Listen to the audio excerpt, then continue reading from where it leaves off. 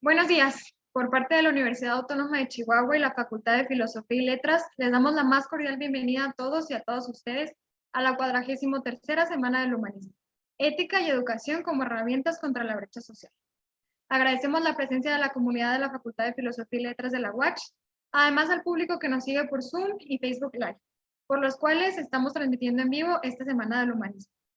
Antes de iniciar con la presentación de nuestro conferencista magistral, queremos solicitarles a quien tenga preguntas para nuestro conferencista, las compartan en el chat para ser leídas al final de la conferencia. Muchas gracias. Presentamos a nuestro ponente, Javier Bernabé Fraguas.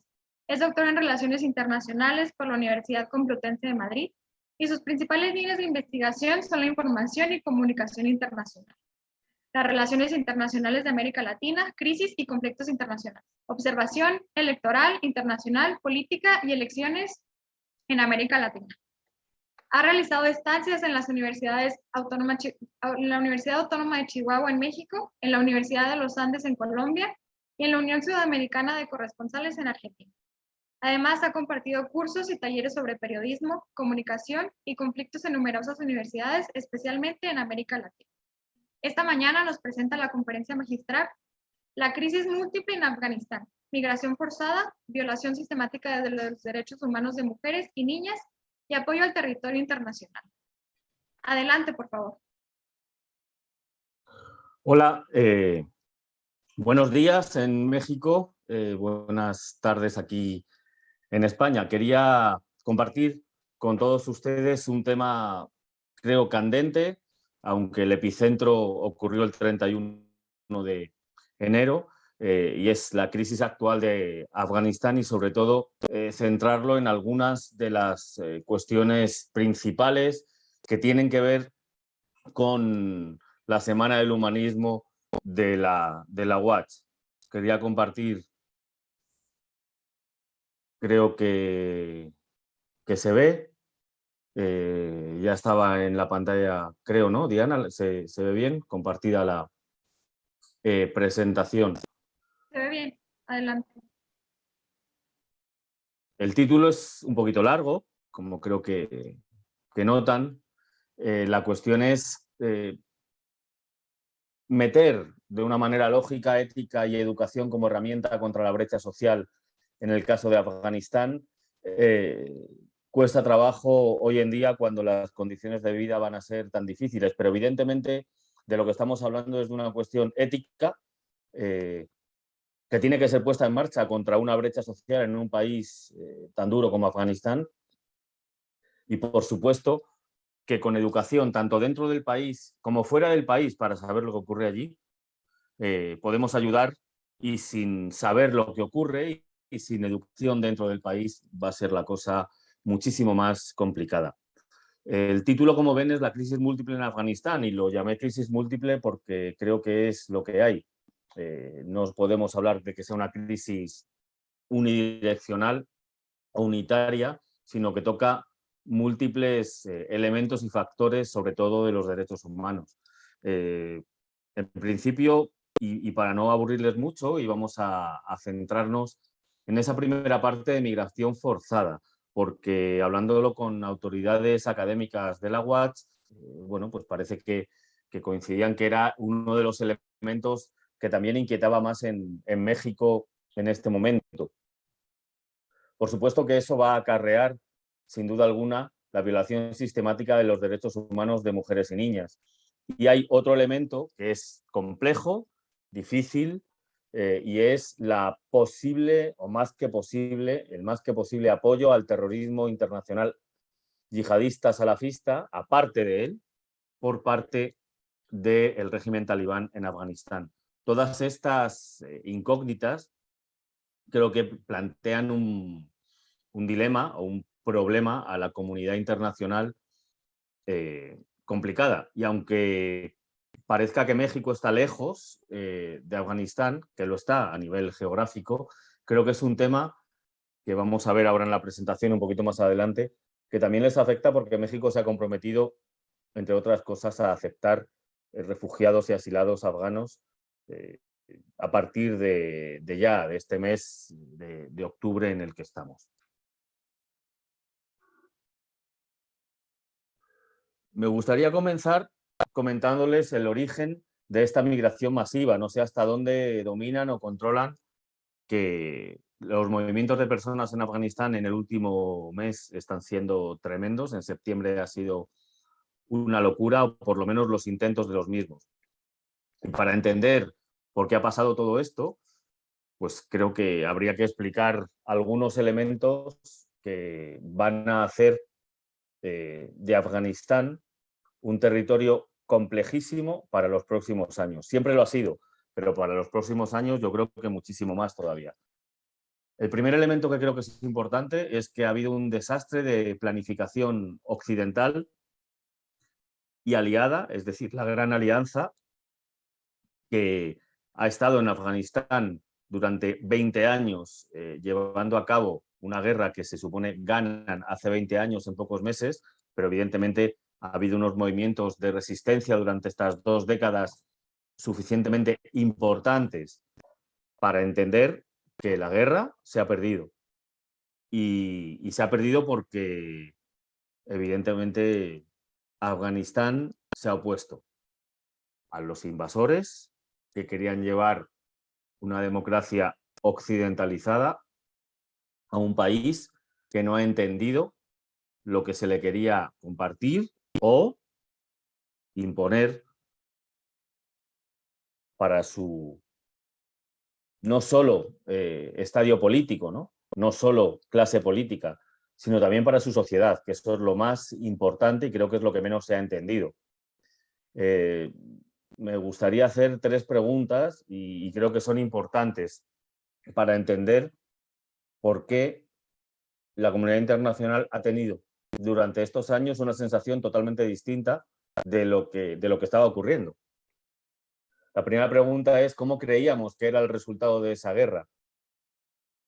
Y la respuesta, si se pregunta a la gente con honestidad, o sea, si te responden con honestidad, es que en principio siempre se ha creído, hasta evidentemente hace un año y medio, que el resultado era negativo para los talibanes. Es decir, que ese régimen al que se logra expulsar del poder hace 20 años iba perdiendo la guerra. Estaban ocultos en las montañas y de vez en cuando hacían algún ataque esporádico, haciendo un daño limitado tanto a la población civil afgana que no estaba de acuerdo con sus ideas, como a las fuerzas armadas que invaden el país, lideradas por la OTAN y por una coalición de diversos países, ¿no? Entre los que estábamos muchos, ¿no? Porque España también estaba, por supuesto, liderando los Estados Unidos, etcétera, etcétera. Y creo que es muy importante que la inmensa mayoría de la población creyese, hasta hace un par de años, que esta guerra se iba ganando. Y es importante porque era al revés. Y por lo tanto, entramos en un mundo de las percepciones y las realidades terriblemente complejo, pero tenemos un caso de estudio en ciencias sociales también terriblemente interesante para entender que todavía, a día de hoy, podemos tener unas percepciones completamente equivocadas sobre temas en los que creemos que sabemos algo de ese tema. ¿Por qué, entre otras cosas, esa percepción ha estado equivocada? Pues les planteo en el debate 3 elementos. El primero, por los medios de comunicación. Los medios de comunicación estaban dando, por supuesto, seguimiento a lo que ocurría militarmente, sobre todo, socialmente también, pero menos, a nivel de cooperación para el desarrollo también, pero más limitado, pero por supuesto que las coberturas que se hacían, de ellas no se podía entender que se iba perdiendo la guerra. El otro motivo del por qué, bajo mi punto de vista, es por 2 elementos de ocio. Uno, el cine, que también nos está dando percepciones, aunque asumamos algunos consciente y otros inconscientemente que es ficción, nos está ayudando a generarnos percepciones concretas de realidades concretas. Y en algunos casos, si hacemos una recopilación de las películas que se han hecho sobre Afganistán en los últimos 20 años, en muy pocas se estaba dando una percepción ajustada a realidad, sino una percepción ajustada a cosas que ocurrían, sobre todo militares, pero que eran minoritarias, ¿no? Y eran batallas ganadas por el ejército, insisto, las Fuerzas Armadas de la coalición internacional que habían invadido Afganistán. El tercer elemento, que también es de ocio, es por las series de televisión en las que, exactamente igual que en el cine, salvo muy pocas excepciones, se estaba dando una idea de que, bueno, pues en Afganistán había una democracia y que con sus problemas, pero funcionaba. Y eso no era así bajo ningún concepto. Mi último planteamiento en esta parte es si se hizo caso a los expertos y expertas analistas que estuvieron advirtiendo durante años que esto no era así. Es decir, medios de comunicación, cine, series, ese tipo de ocio estaban dando una imagen concreta y, sin embargo, había especialistas que estaban dando otra, que estaban expresando su alarma, su preocupación, porque durante esos 20 años la cuestión no estaba saliendo como se planeó en Occidente, ¿no? Y o bien no se les quiso escuchar, como ven en la diapositiva, pues mi no es tajante, o bien, a pesar de tener voz en algunos medios de comunicación o en algunos espacios académicos, no se les dio la importancia que había que darles. Y tenemos autores y autoras que lo llevaban advirtiendo durante tiempo. De hecho, en mi departamento hay un compañero especialista en Afganistán que ha estado trabajando allí en algunos momentos, el profesor José Miguel Calvillo, que lo llevaba diciendo desde hace tiempo.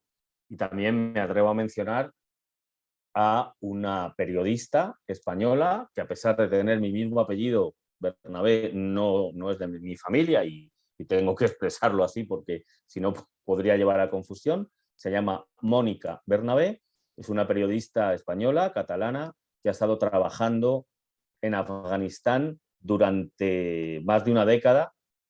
Muy pocos periodistas a nivel mundial han estado tanto tiempo trabajando allí y Mónica Bernabé afirmaba en sus crónicas desde Afganistán y después afirmaba en todo el trabajo periodístico que ha hecho desde que regresó a España, que evidentemente la población afgana no estaba de acuerdo con los líderes afganos que había puesto la coalición internacional al mando y que había una desafección entre la población y lo que se estaba planteando en la lucha contra los talibanes.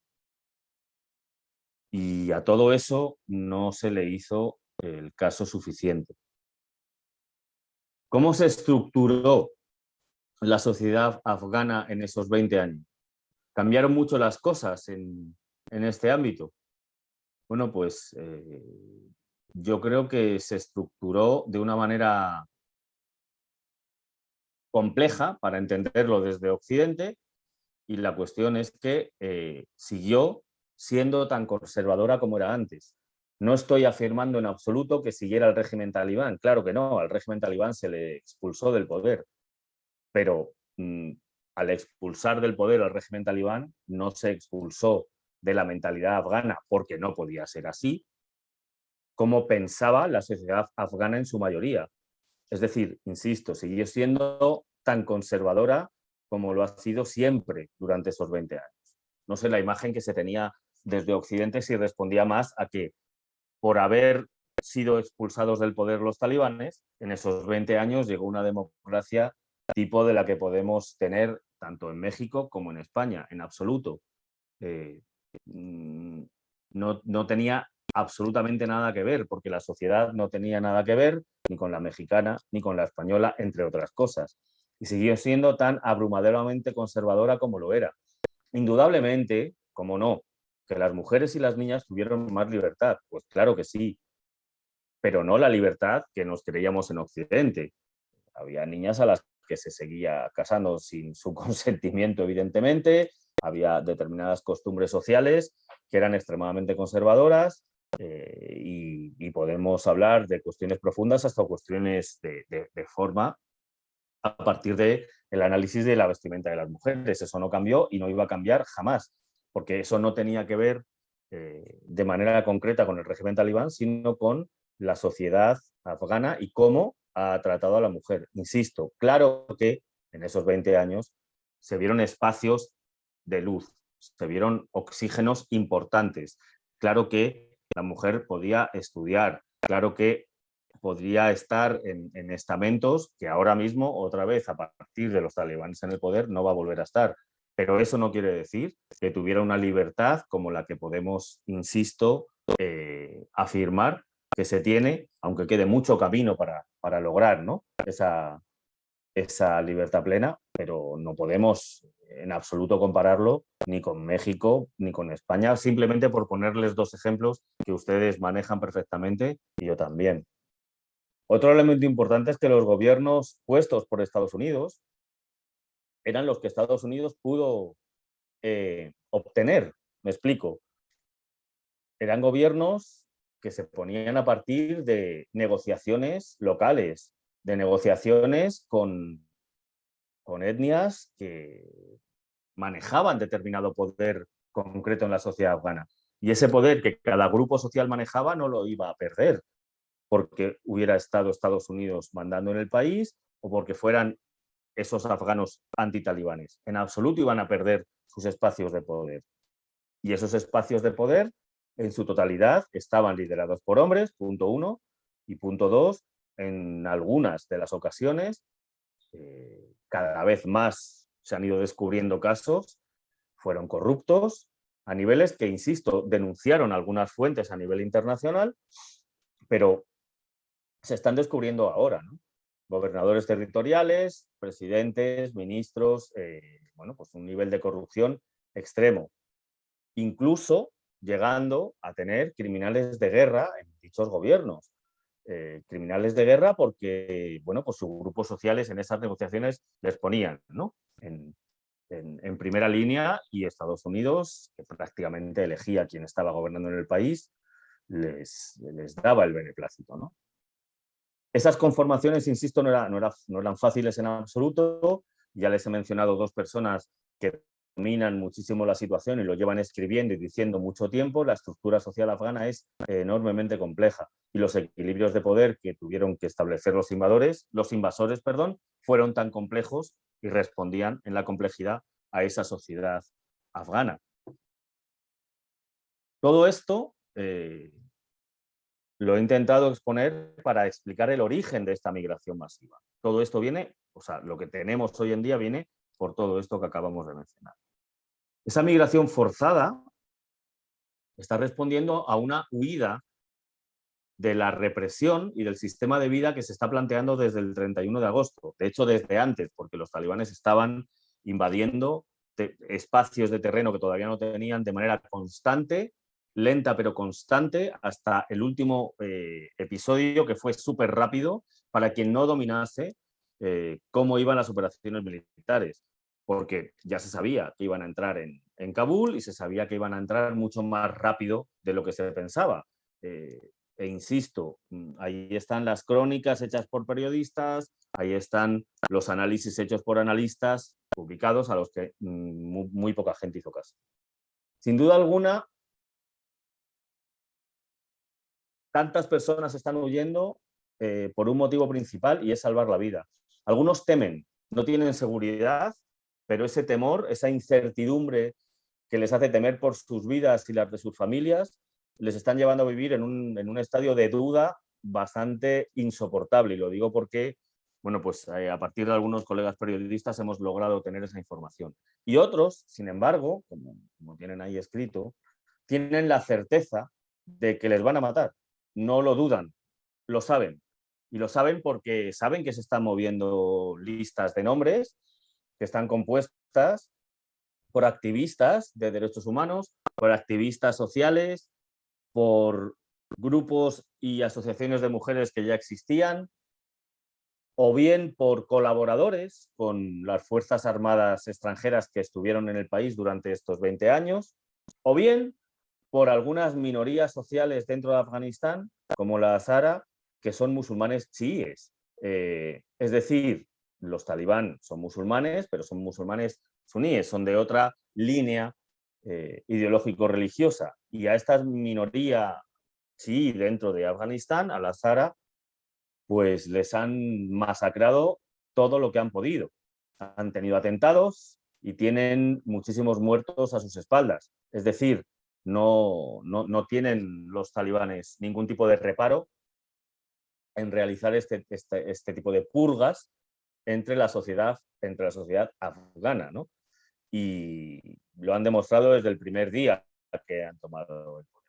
Hay un elemento interesante aquí, y es que lo que estamos pudiendo ver de lo que está pasando en Afganistán, indudablemente es gracias a los medios que se han mantenido allí y que van a ser muy pocos o cada vez menos. Les pongo el ejemplo de un periodista de Radio Televisión Española, se llama Luis Pérez, ha sido corresponsal en varios países con Televisión Española, y Luis el otro día, en una entrevista que le hicieron, mencionó que había podido entrar hace muy poquito, el mes pasado, en septiembre, en Afganistán, pidiendo todas las autorizaciones pertinentes, porque todavía están en un descontrol importante las fuerzas afganas dentro del poder. Todavía están organizándose, todavía están decidiendo quién va a hacer qué cosa. Y en ese espacio de incertidumbre están dando pases de prensa desde el Ministerio de Comunicación, que van a tener un Ministerio de Comunicación, prácticamente a quien se lo pidiera. Eso va a cambiar y no va a ser por mucho tiempo. Y por lo tanto, ahora mismo estamos en un momento cronológico de 2, 3, no sabemos cuántos meses, la verdad, pero unos pocos meses donde ese descontrol talibán en el gobierno va a ayudar a que pueda entrar a algún medio de comunicación, hacer algún trabajo y luego salir. La dificultad aquí radica en si, al no tener medios de comunicación en el país, los talibanes van a hacer muchísimas más barbaridades respecto a derechos humanos de las que ya están haciendo. Esa es una cuestión clave.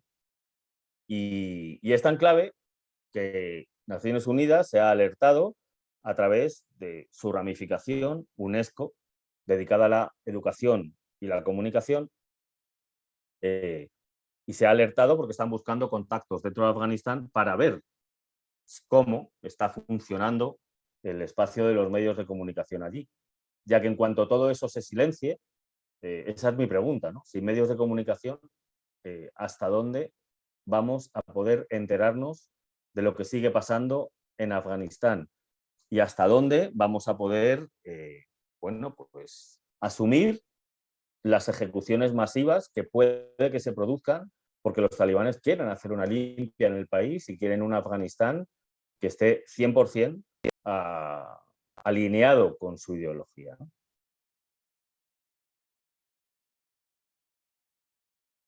Estas migraciones han empezado hace tiempo. Ahora mismo tenemos una explosividad muchísimo mayor, sin duda alguna, porque se ha hecho real esa posibilidad de que los talibanes volvieran a tomar el poder. Ahora es una realidad. Les voy a dar unas cifras que son de ACNUR y de la BBC. A través de ACNUR la BBC las ha ido trabajando y publicando, de países vecinos a Afganistán que han acogido el mayor número de afganos que han huido del país durante 2020, ¿bien? O sea, no durante 2021, que todavía evidentemente no se ha hecho ese conteo. Esos países son los siguientes, no vamos a tener que enumerarlos todos, pero me gustaría quedarme con algunos, ¿no? Pakistán, por ejemplo, ahí ven marcado casi 1,5 millones de personas afganas que huyeron de Afganistán y pasaron su frontera con Pakistán. Esos son datos que ha recogido ACNUR de gente que está registrada oficialmente. También, según cifras de ACNUR, esta cifra se duplica. Como poco, de manera real, se duplica. Es decir, estaríamos en casi 1,5 millones de personas afganas que durante 2020 abandonaron el país vislumbrando lo que podía venir. Y por otro lado, otro 1,5 millones que no están registrados, pero que son reales absolutamente, y que ACNUR está viendo que llenan sus campos de refugiados o que transitan, ¿no?, por donde están trabajando la gente de ACNUR dentro de Pakistán. Irán, con 780.000 personas, más o menos. Irán es un destino para los afganos que huyen, que les ha dado un refugio y que probablemente no esperasen. Y lo digo porque Irán, un país que también tiene una mayoría musulmana contraria a la línea, ¿no?, que profesan los talibanes, les ha dado, aún así, acogida a las personas que han huido de ese régimen abriendo los brazos. Después tienen Alemania con 181.100 y el tercer caso, que me gustaría verlo a continuación, que es Turquía, con casi 130.000 personas que han acogido en su frontera, o sea, a partir del tránsito por su frontera en el país, 130.000 personas afganas que huyeron en 2020 hacia este país, que también tiene un gobierno, bueno, pues, más cercano al Estado Islámico que otros en la zona en este momento. Bueno, Turquía para mí representa un hecho interesante, ¿no? Y es que hasta dónde se le puede exigir a un país fronterizo por la coalición occidental que se haga cargo de la migración que ha provocado que esta coalición internacional haya perdido la guerra. ¿Hasta dónde? Bueno, pues es una pregunta y lo que van a ver en esta conferencia van a ser mucho más preguntas que respuestas, porque evidentemente tenemos una situación que, por supuesto, amerita preguntarnos muchas cosas y no tenemos respuestas porque el caso es demasiado cercano cronológicamente. Lo que ven en la fotografía de la izquierda es el muro que Turquía ha construido en su frontera con Irán. Y ese muro se ha construido, si lo ven aquí, y aquí alambre de cuchillas, ven el grosor del muro, interesante, etcétera, etcétera. Ese muro se ha construido para la contención de la población afgana que está en Irán y que, si nos vamos a la cifra anterior, ven que es muchísimo mayor que la que está en Turquía. Esa población que está en Irán quiere moverse de Irán, en parte, no toda, e ir atravesando Turquía para llegar al resto de Europa. Turquía ha dicho que como eso no es factible según su punto de vista y que los que atraviesan esa frontera entre Irán y Turquía se quedan en Turquía, no quiere que pasen más. Y hago múltiples preguntas. Turquía está albergando en este momento 3,6 millones de refugiados sirios que están registrados. Insisto, puede haber muchísimos más.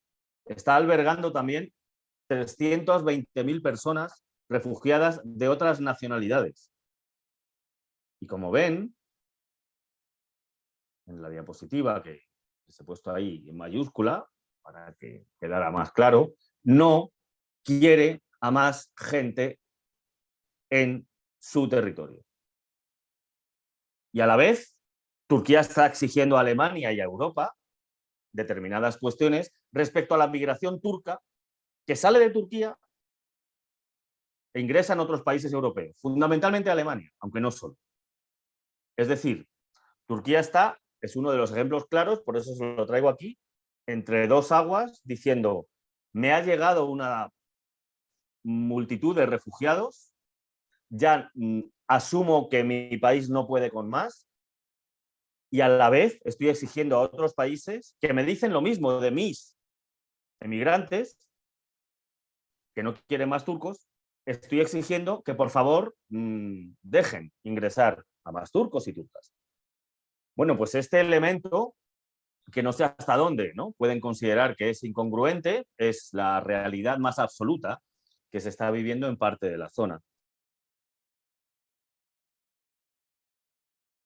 América Latina, y lo he traído a colación porque me parece bastante interesante ver hasta dónde este conflicto lejanísimo está también influyendo en algunas cuestiones dentro de la receptividad de algunos países hacia los refugiados y refugiadas que están huyendo, llevan huyendo tiempo, pero digo, van a huir desde el 31 de agosto hasta final de año de una manera tremenda por esas fronteras terrestres que acabo de mencionar, pero en algún caso, quiero decir, son países que han abierto sus brazos para que de una u otra manera llegaran a sus territorios.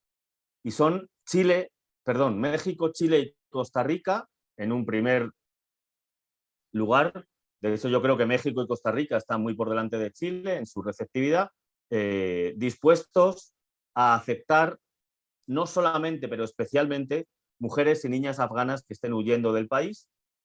Colombia, se lo señalo de una manera diferente y ahora se lo explico bien, porque también ha manifestado su disposición a ser puente para que unas 4.000 personas refugiadas toquen Colombia, esperen allí su permiso de refugio en Estados Unidos y de Colombia pasen a Estados Unidos. Esto implicaría que este trámite puede atravesar meses e incluso años en el tiempo. Es decir, este trámite de esperar en Colombia puede ser 1, 2 semanas, 3 semanas, 1 año, 2 años, 3 años o nunca. Me explico. Va a haber gente que esté esperando poco tiempo, otra mucho tiempo y otra a la que se le niegue el permiso de refugio en Estados Unidos. A esa gente que se le va a negar, se va a quedar en Colombia. Eso es un hecho que Colombia lo ha tenido que sopesar en el momento de decir que admiten refugiados y refugiadas afganas.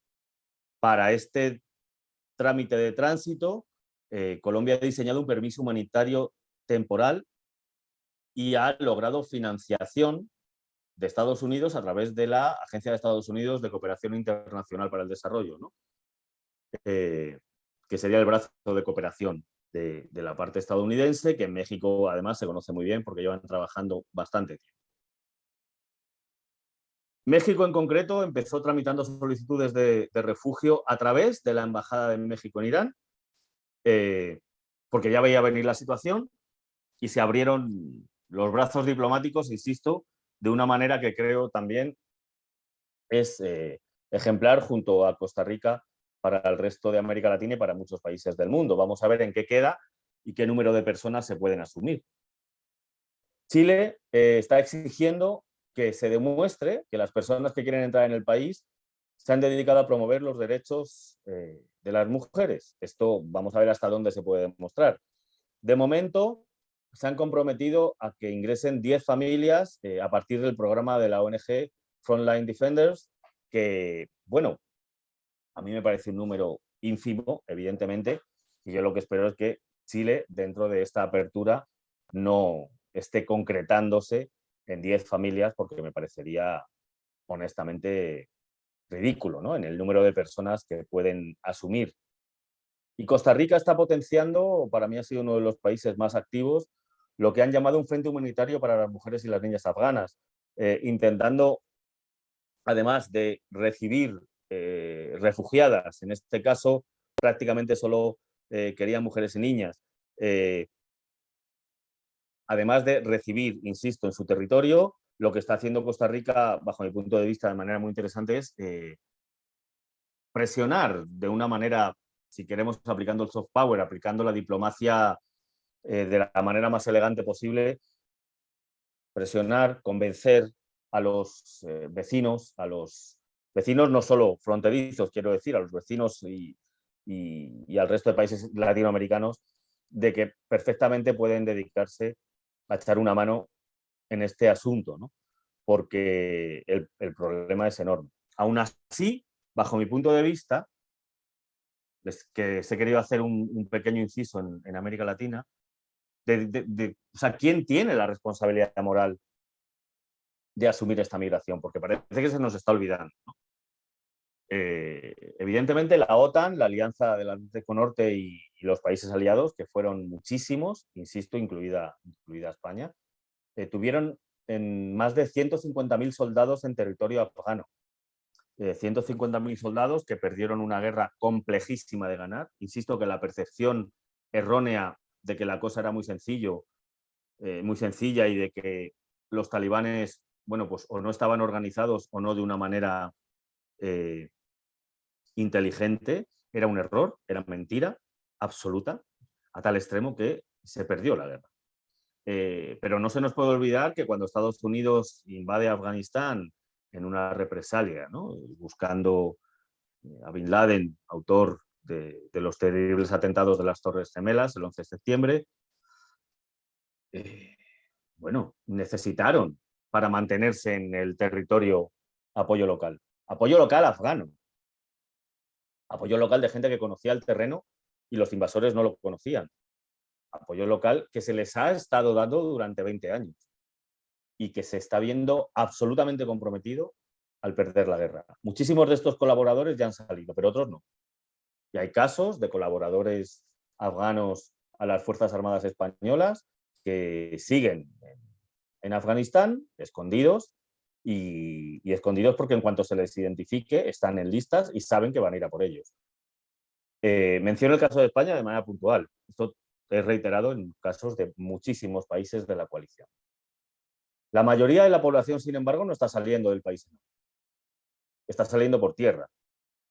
Y lo que se dice en España como frase, lo de escurrir el bulto, mirar para otro lado por parte de bueno, pues, países integrantes de la OTAN y otros aliados, no creo que sea de recibo. Me parece que es la actitud más cobarde que se puede poner en marcha cuando has invadido un país, has estado 20 años, has intentado poner en marcha un proyecto político, has fracasado y después te vas de ese país dejando a la población en manos de un régimen como el talibán, que sabes, porque no va a haber ninguna duda, que no va a respetar ni un solo derecho humano de mujer y niña, según los conocemos en Occidente.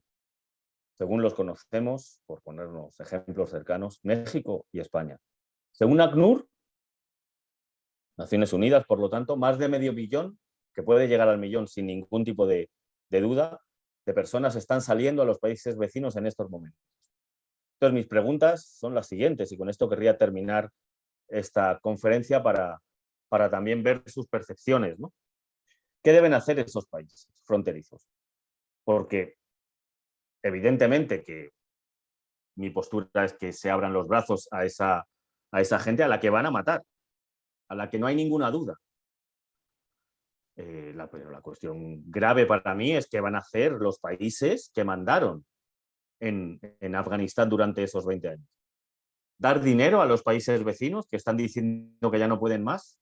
¿O acoger, que creo que es su responsabilidad, nuestra responsabilidad, a la población afgana que huye de su país para salvar la vida y pide refugio y asilo en otros?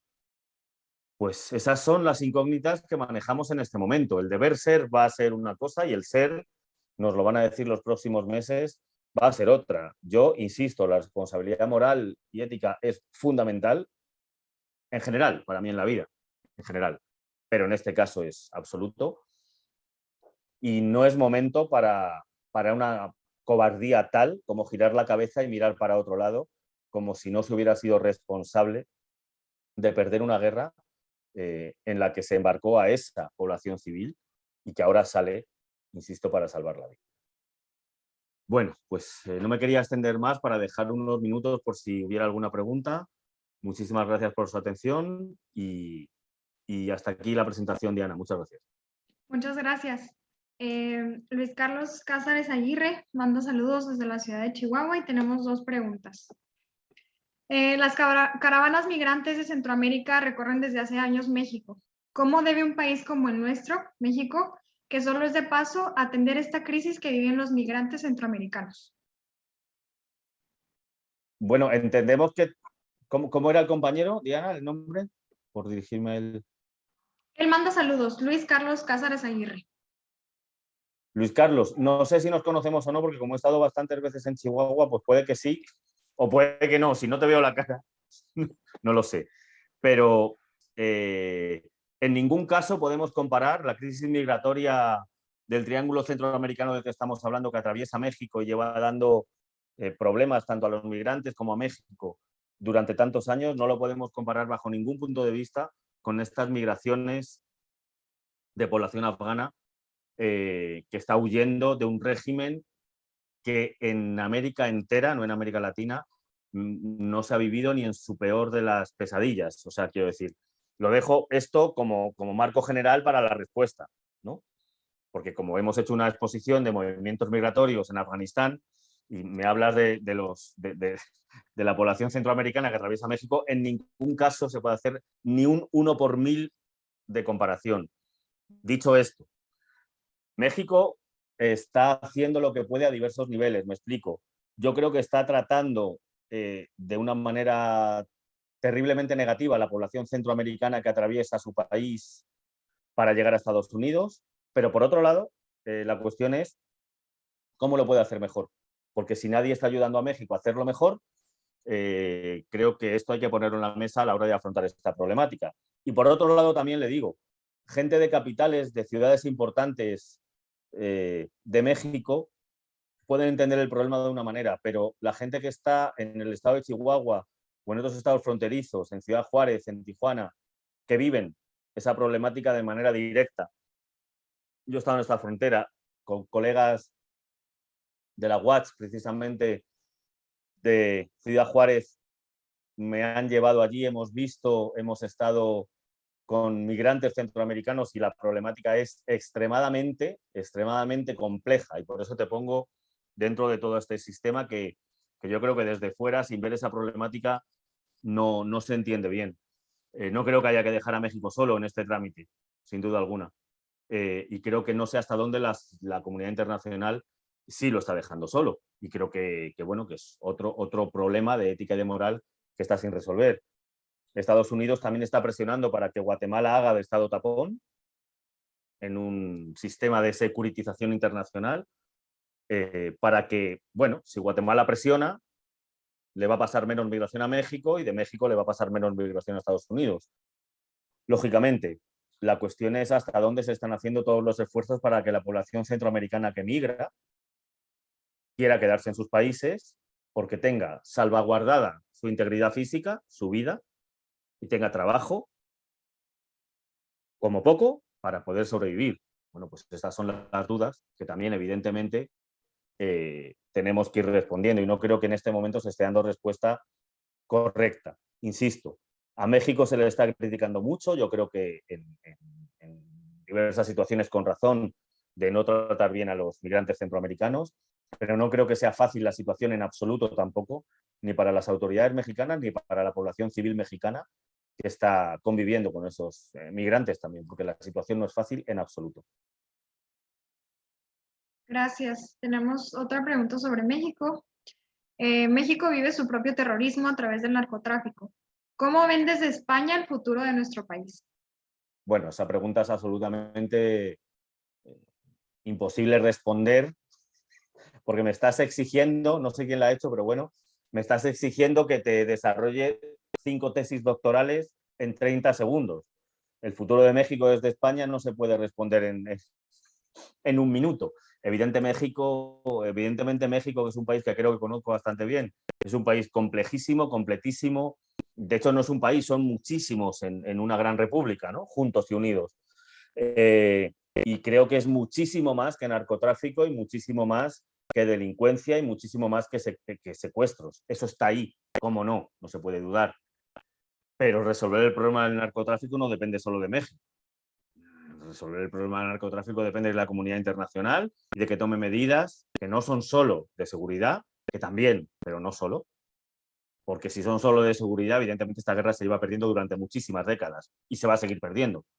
Y te doy un dato, no sé quién hizo la pregunta, que no sé si yo imagino que lo conocerán estando en México. Un dato nada más, una cifra chiquitita. ¿Saben el beneficio neto total porcentual que obtiene el narcotráfico a nivel mundial respecto a otros negocios? Ahora hablamos de otros negocios si quieren. ¿Saben cuál es ese beneficio? El 3.400% de beneficio. No sé si me han entendido. Un negocio normal, la media Es el 15% de beneficio. El negocio del narcotráfico, que es ilegal, pero es un negocio, obtiene el 3.400% de beneficio. ¿Quieres que te explique en 30 segundos cómo acabamos con ese negocio ilegal? Bueno, nos darían el premio Nobel y evidentemente no estoy en situación de hacerlo, pero con el narcotráfico, de alguna u otra manera, hay que abordar esta problemática a nivel internacional. México lo sufre, pero México no puede darle respuesta de manera unilateral. Sería una locura exigírselo.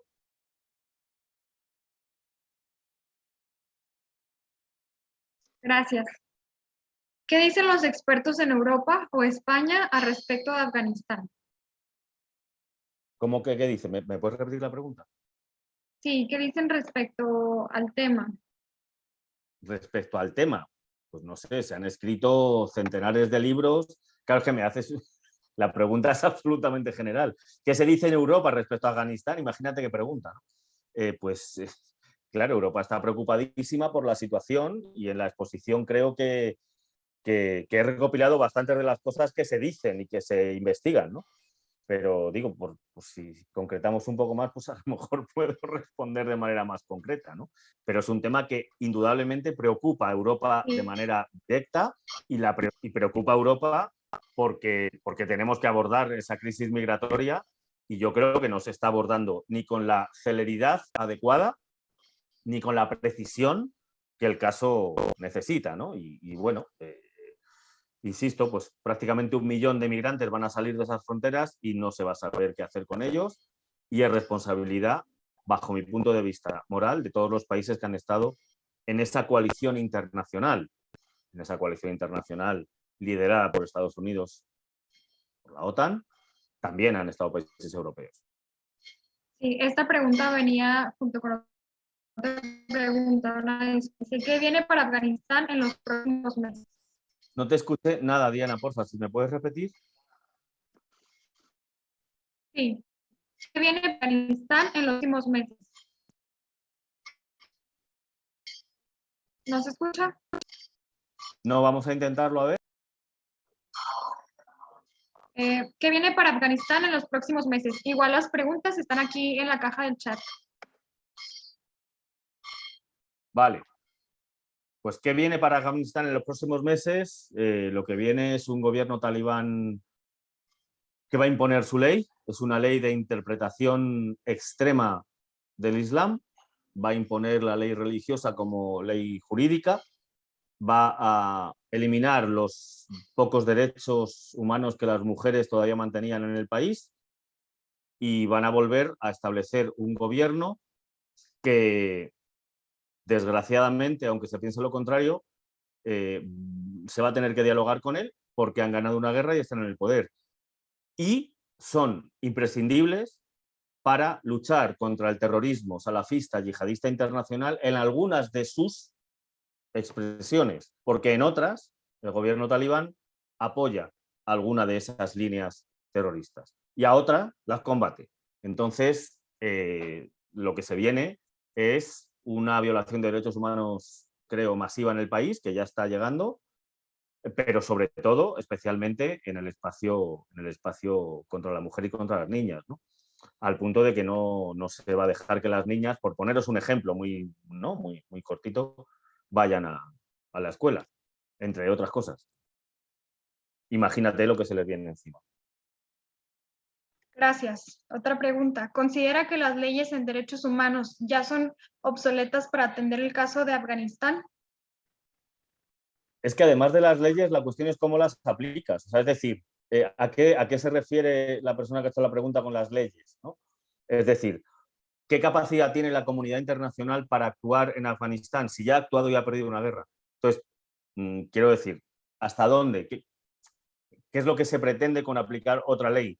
No, la cuestión es que bueno, pues hasta dónde podemos dialogar con el gobierno actual talibán para que permita que la gente que no quiera quedarse en su país no se quede. Esa es una cuestión principal.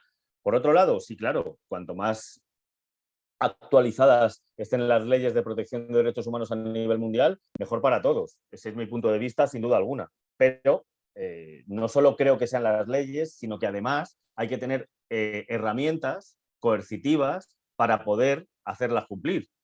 Porque si yo tengo una ley, pero no tengo ninguna herramienta para que pueda hacer cumplir la ley, pues evidentemente va a quedar en un papel, ¿no?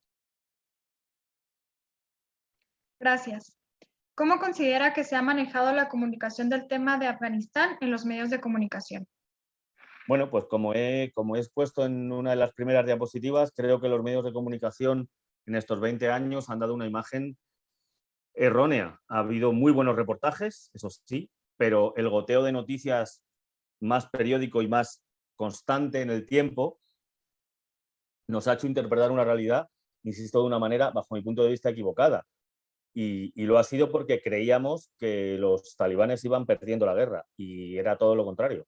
En ningún caso los medios de comunicación, en algunos, muy pocos, insisto, loables y aplaudibles, pero en muy pocos casos esos medios de comunicación han mostrado al resto de la sociedad o al resto de las sociedades la complejidad de la sociedad afgana. La complejidad de la sociedad afgana que ha hecho, por supuesto, también que no se entienda por qué los talibanes han ganado. Y la gente que entiende esa complejidad porque ha vivido allí, porque ha trabajado allí durante muchos años, porque ha analizado el país durante muchos años, lo entendía perfectamente y nos estaba avisando. Y los medios no. No todos y no todas las veces, quiero decir. Y eso para mí es clave. Insisto, hay muy buenos reportajes.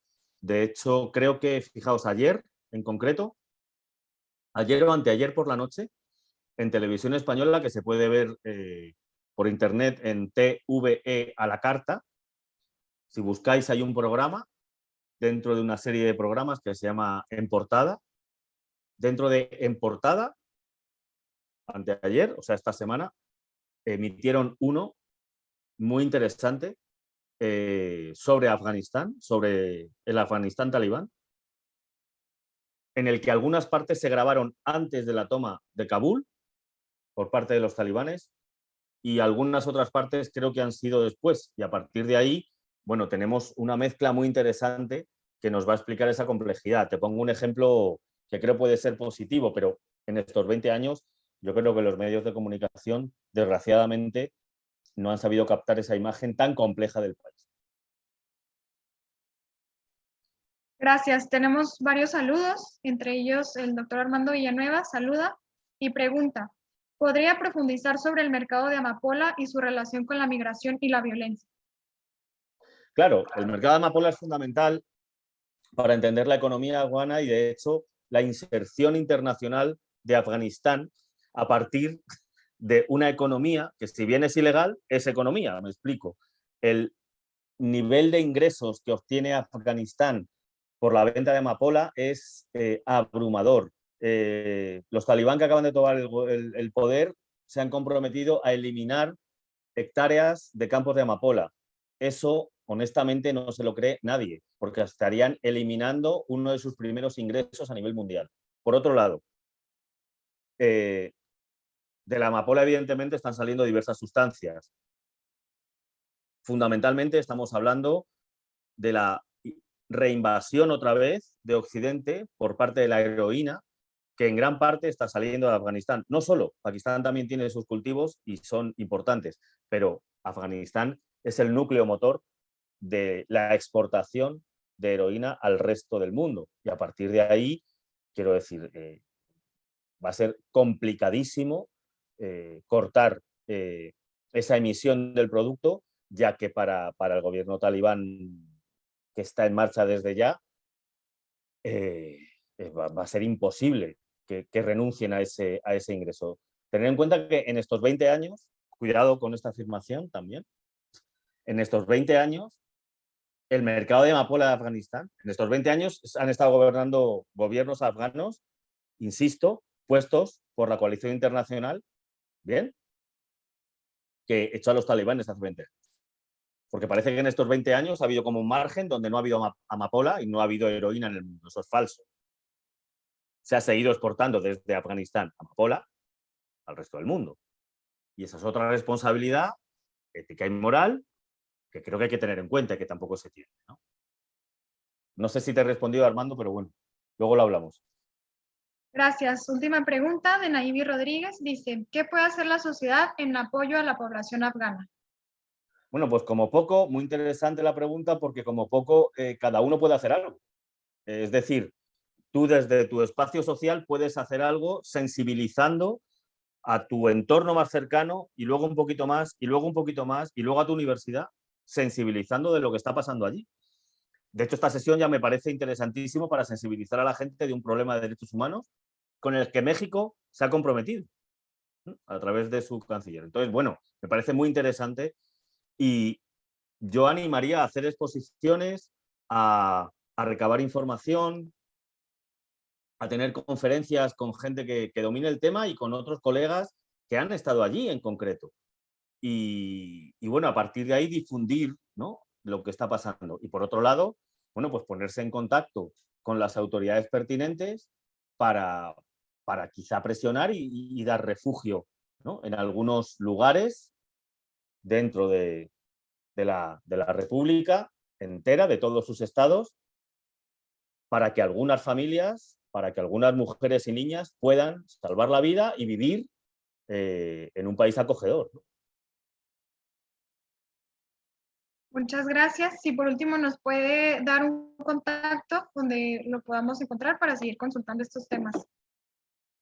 Sí, claro, los doy mi correo electrónico, pero bueno, que lo tienen ya tanto Alejandro como Armando como otros colegas, pero es j.bernabé@u de universidad, c de Complutense, m de Madrid, ucm.es.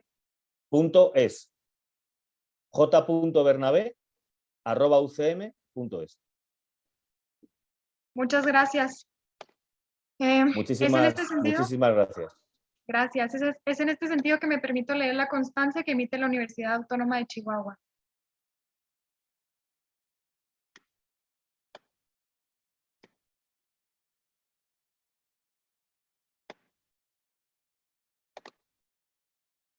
La Universidad Autónoma de Chihuahua, a través de la Facultad de Filosofía y Letras, otorga la presente constancia al Dr. Javier Bernabé Fraus por su valiosa participación como conferencista en la 43ª Semana del Humanismo, Ética y Educación como herramientas contra la brecha social, con la conferencia La crisis múltiple en Afganistán, migración forzada, violación sistemática de los derechos humanos de mujeres y niñas y apoyo al terrorismo internacional, llevada a cabo el día 7 de octubre del año 2021.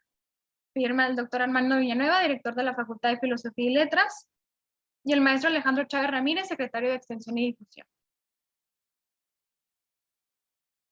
Muchísimas gracias a Diana, a Alejandro, por haber estado ahí de apoyo, a Alejandro y a Armando, grandes amigos.